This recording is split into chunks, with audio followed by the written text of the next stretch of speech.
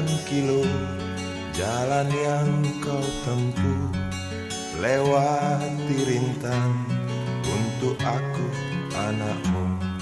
Ibuku sayang masih terus berjalan, walau tapak kaki penuh darah, penuh nanah. Seperti udara, kasih yang engkau berikan tak mampu ku membalas. Ibu, ibu.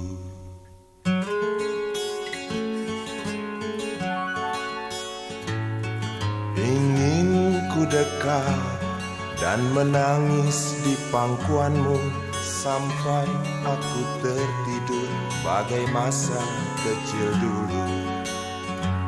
Lalu doa-doa baluri sekujur tubuhku, dengan apa membalas ibu.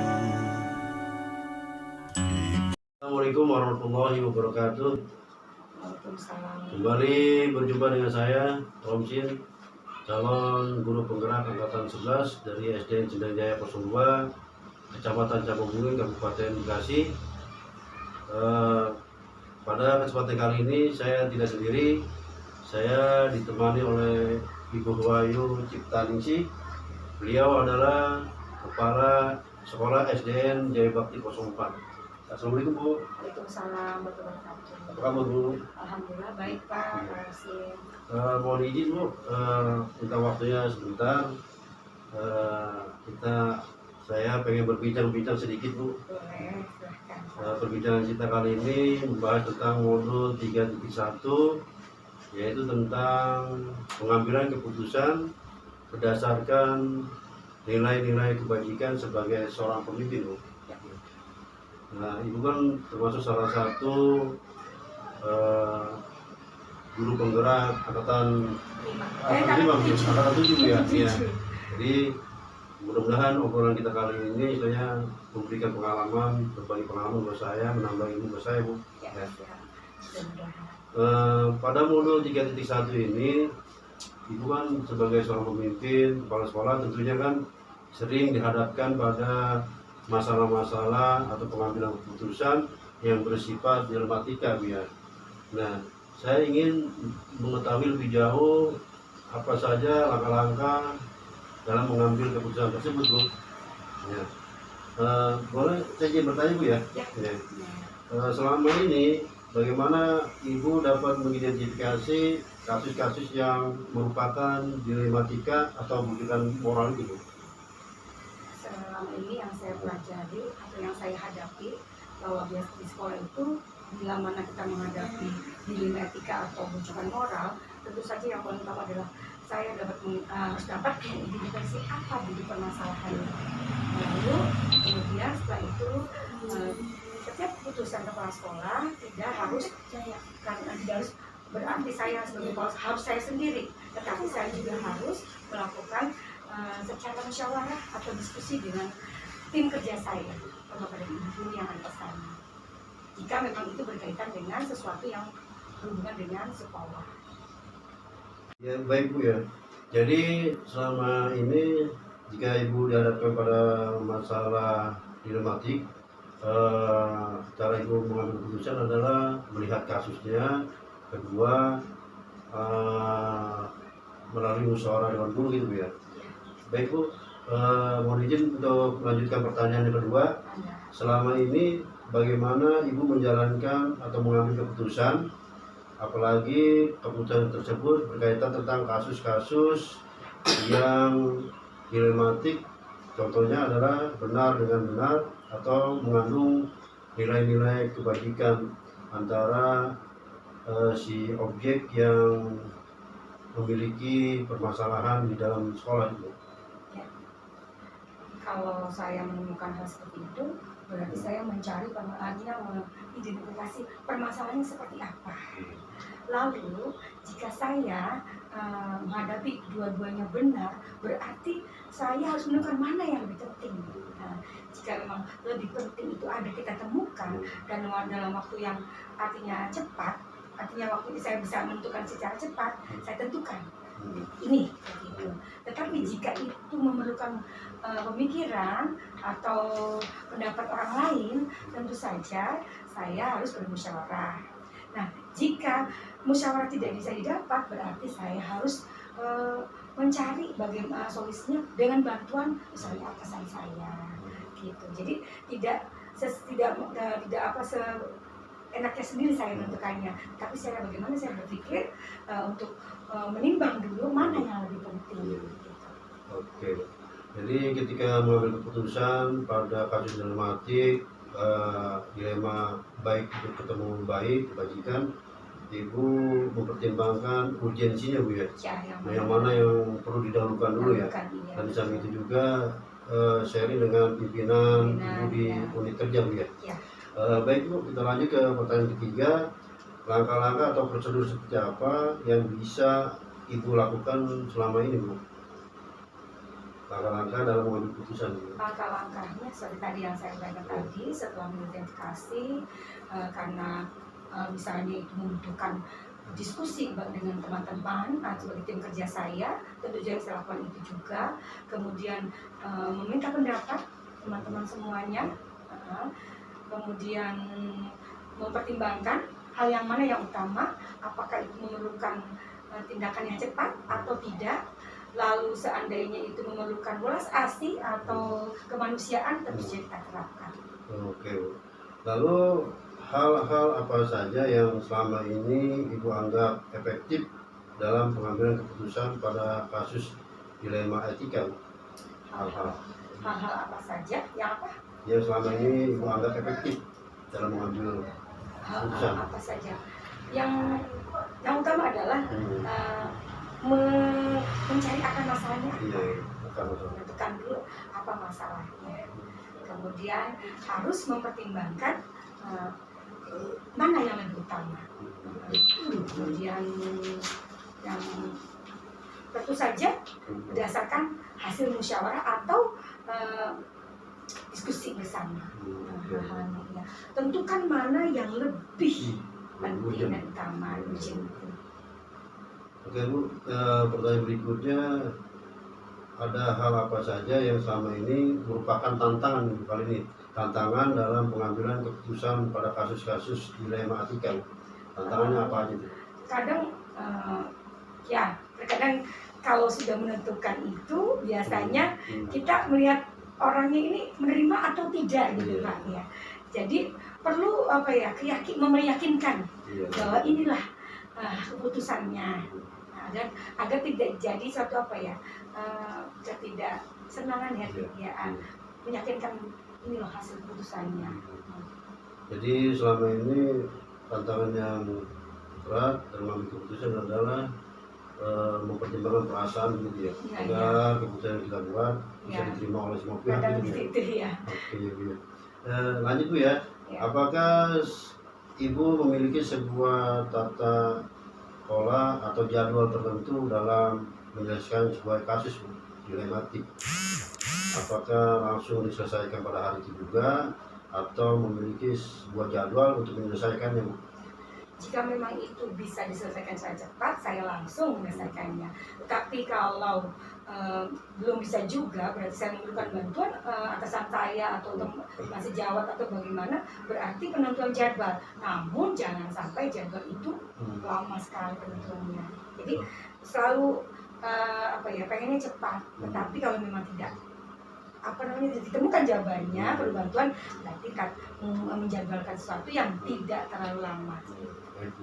Jadi kalau memang misalnya kasus tersebut bersifat segera mencari solusi, segera dilakukan. Kalau memang perlu pendapat pertimbangan pimpinan, maka nanti dikonsultasi dulu ke pimpinan itu ya. Baik Bu, selanjutnya adakah seseorang atau faktor-faktor apa yang selama ini mempermudah atau membantu Ibu dalam mengambil keputusan? Sebenarnya kalau faktor-faktornya ya tadi dalam satu organisasi sekolah, faktor-faktor menentukan tadi adalah saya butuh, artinya walaupun saya punya hak prerogatif, tetapi saya juga memerlukan pendapat dari orang lain. Artinya persetujuan atau hasil musyawarah itu ketepatan bagaimana sih mufakatnya gitu, agar semuanya bisa tahu permasalahannya itu seperti ini, kemudian hasilnya seperti itu. Oke, Bu. Yang terakhir, Bu, dari semua hal yang telah Ibu sampaikan, pembelajaran apa sih yang dapat kita petik atau Ibu petik dari pengalaman pengambilan keputusan selama ini, Bu? Ya, dari apa yang saya terjadikan semuanya ya, bahwa pembelajarannya adalah kita harus dapat membuat keputusan dengan baik, tetapi juga harus memikirkan bagaimana untuk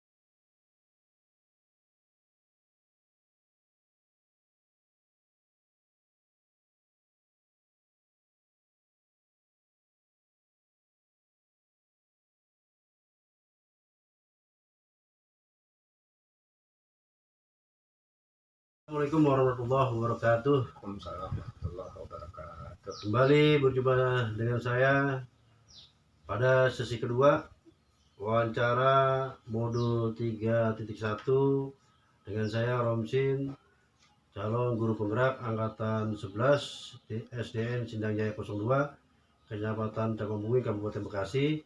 Kali ini saya tidak sendiri, saya ditemani oleh Kepala Sekolah saya sendiri, Kepala Sekolah SDN Sindang Jaya 02, Pak Ismail Bayjuri. Assalamualaikum Pak Ismail. Waalaikumsalam warahmatullahi wabarakatuh. Apa kabar Pak? Alhamdulillah baik. Minta waktu sedikit Pak, kita ngobrol-ngobrol, berbincang-bincang, membahas tentang modul 3.1 tentang pengambilan keputusan berdasarkan nilai-nilai kebajikan pada program guru penggerak angkatan 11 ini Pak, Kabupaten Bekasi. Ya, lanjutkan. Boleh Pak ya, saya bertanya Pak ya. Silakan. Pertanyaan pertama, selama ini bagaimana Bapak dapat mengidentifikasi kasus-kasus yang merupakan dilema etika atau bujukan moral Pak? Oh, gitu. Ya, saya mengamati dulu suatu permasalahan yang terjadi, mengumpulkan informasi yang terkuat dan menentukan sesuatu keputusan mengacu berdasarkan peraturan. Iya, baik Pak. Berarti pada saat Bapak mengidentifikasi kasus, melihat dari aturan yang ada dulu Pak ya? Iya. Lalu Pak, pertanyaan yang kedua, selama ini bagaimana Bapak menjalankan pengambilan keputusan di sekolah Bapak, terutama untuk kasus-kasus di mana ada dua kepentingan yang sama-sama benar atau sama-sama mengandung nilai kebajikan Pak? Dalam pengambilan keputusan harus selalu dikembalikan semuanya pada aturan. Setiap pengambilan keputusan, saya selalu menjalin hubungan dengan rekan sejawat, memastikan bahwa keputusan tersebut benar-benar dipahami karena selalu ada alasan di balik suatu kejadian. Iya, baik Pak. Pertanyaan ketiga Pak, langkah-langkah atau prosedur seperti apa yang biasa Bapak lakukan selama ini Pak dalam mengambil keputusan? Langkah-langkahnya Pak. Pertama, saya akan mencari informasi terlebih dahulu. Saya akan datang ke lapangan, turun langsung untuk wawancara dari berbagai pihak. Lalu setelah itu saya menganalisis untuk diambil keputusan yang terbaik. Oke Pak. Selanjutnya, hal-hal apa saja yang selama ini Bapak anggap efektif dalam mengambil keputusan pada kasus-kasus dilema etik Pak? Oke. Hal yang efektif Pak. Kalau saya merasakan suatu pengambilan keputusan itu efektif apabila dilakukan dengan spontanitas tergantung objek permasalahan di lapangan. Saya mengobrol dengan tim manajemen sekolah, jajaran Wakasek dan guru-guru senior, didengar pendapatnya supaya ada keputusan bersama. Iya, baik Pak.